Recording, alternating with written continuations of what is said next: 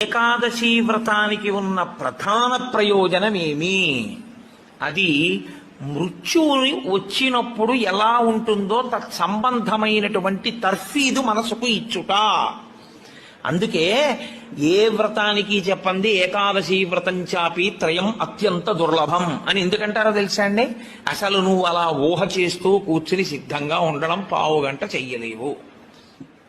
మామూలు ఏకాదశి నాడు మీరు ఉపవాసం చేసేటప్పుడు పండు కాని కాయ కాని అథవా కాసిన పాలు కాని తాగితే ఉపద్రవం ఏం రాదు, దానికి దోషం పట్టదు శాస్త్రం. ఎందుకంటే శాస్త్రం ఉపవాసం మీద చర్చ చేస్తుంది.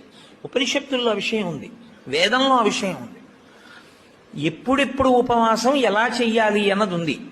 ఆదివారం నాడు కాని పౌర్ణమి నాడు కాని అమావాస్య నాడు కాని రాత్రి ఉపవాసం మాత్రమే చెయ్యాలి. పగటిపూట ఉపవాసం చేయకూడదు. ఆదివారం నాడు రాత్రి ఏమీ తినకూడదు. పౌర్ణమి నాడు రాత్రి ఏమీ తినకూడదు. అమావాస్య నాడు రాత్రి ఏమీ తినకూడదు. ఆ ఉపవాస నియమం అక్కడ వరకే. పగటిపూట మీరు భోజనం చేసినా పలహారం చేసినా శాస్త్రం అడ్డురాదు. సాధారణంగా శాస్త్రం ఏం చెప్తుందంటే 2 పర్యాయములు తీసుకోమని చెప్తుంది. 2 పర్యాయములు తీసుకోవచ్చు, కానీ ఇక రాత్రి వేళ తినకూడదు.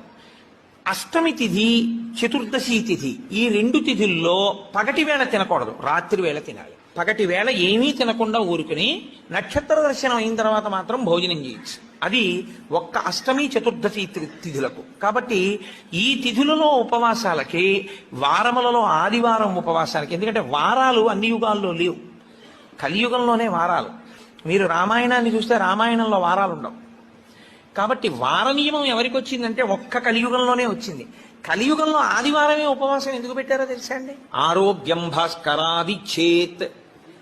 ఆరోగ్యము సూర్య భగవానుడి యొక్క అనుగ్రహంతో నిలబడుతుంది. సూర్య భగవానుడు అధిదేవతగా కలిగినటువంటి రోజు, ఆయన యొక్క తేజస్సు ఎక్కువగా పరిపుష్టమయ్యే రోజు భానువారము, ఆదివారం. అటువంటి సూర్య భగవానుడి యొక్క అనుగ్రహం కలగాలి అంటే ఆదివారం